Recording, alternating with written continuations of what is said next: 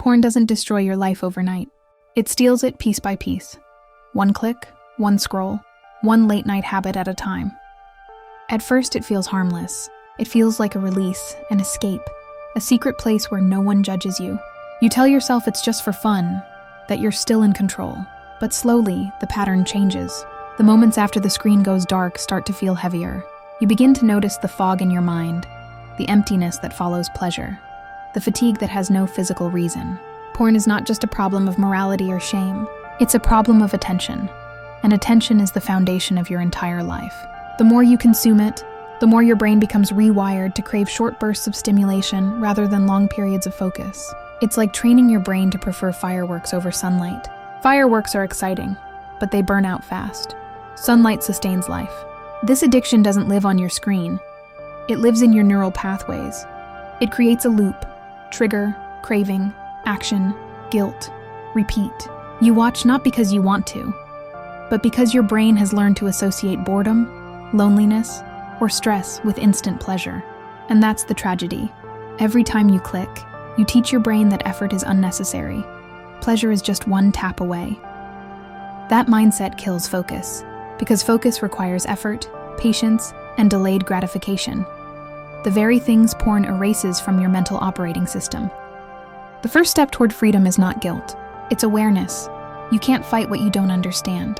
Once you recognize that this isn't just a bad habit, but a neurological loop built by repetition, you can start the process of reclaiming control. Every habit begins as a solution to a problem.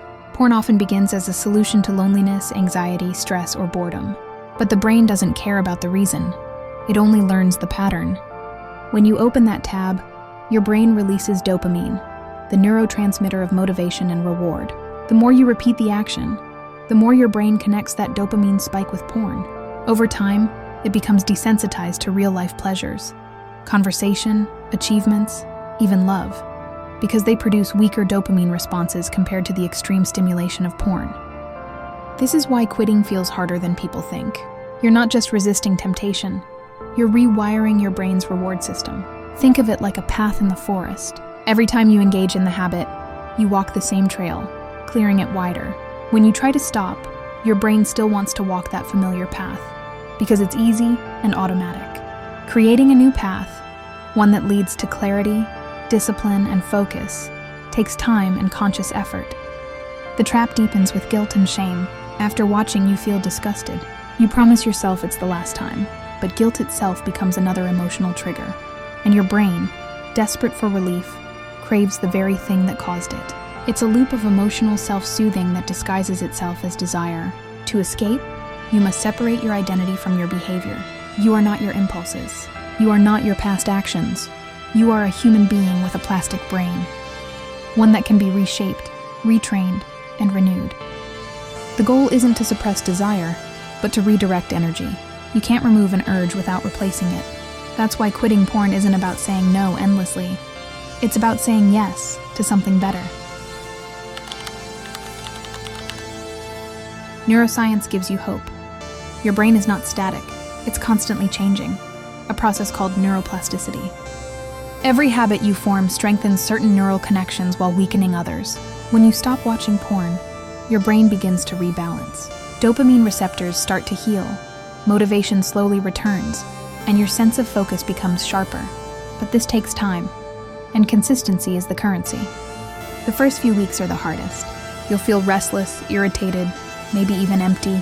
That's your brain's withdrawal, not from the content itself, but from the chemical reward it expects. During this phase, your goal is to replace stimulation with growth. Here are 3 pillars of rewiring. 1. Trigger awareness. Identify when you feel the urge. Is it boredom, stress, loneliness? Write it down. Awareness breaks automaticity. Replace the response. Instead of reaching for your phone, reach for movement. Walk, breathe, journal, or do push-ups. Physical action interrupts mental loops. 3. Reinforce progress. Every small win is a signal to your brain that you're capable of control. Track your streaks not as punishment, but as proof of growth. This process is not about perfection. It's about momentum. You're teaching your brain that discipline can bring deeper satisfaction than indulgence. And every day you resist, you strengthen that truth. When you quit porn, something fascinating happens. Your ability to concentrate begins to return. At first, you'll notice small things. Maybe you can read a few extra pages, work longer without checking your phone, or feel more present in conversations. That's your attention span healing. Focus is like a muscle. If you feed it junk, it weakens. If you challenge it, it grows. Porn is junk food for your brain. It gives high stimulation with zero effort. Deep work, on the other hand, gives low stimulation with high reward, but only after effort. You can't train focus by waiting for motivation. You train it by showing up even when you don't feel like it. The secret is to build micro habits of attention. Set focus blocks. Work or study for 25-50 minutes, no distractions. Train boredom. Don't instantly check your phone when idle. Let your mind wander. Protect mornings. Avoid screens for the first hour after waking up. Your first dopamine hit of the day defines your energy rhythm. As you regain focus, you'll notice something profound. The world feels slower but richer. You'll begin to enjoy subtle things: the texture of music, the rhythm of thought, the clarity of solitude. That's when you realize quitting porn isn't about losing pleasure. It's about rediscovering real pleasure, the kind that builds rather than empties you. Motivation will fail you, systems won't. The people who truly quit for good don't rely on bursts of willpower. They build structures that make relapse difficult and progress automatic. Here's the framework of a lasting system. 1. Environmental design. Remove triggers from your environment. Use website blockers, change your room setup, limit alone time with devices, and make friction your friend. The harder it is to relapse, the easier it is to stay clean. Accountability. You don't need to announce your struggle to the world, but you do need someone who knows. A trusted friend, coach, or online support group can keep you grounded.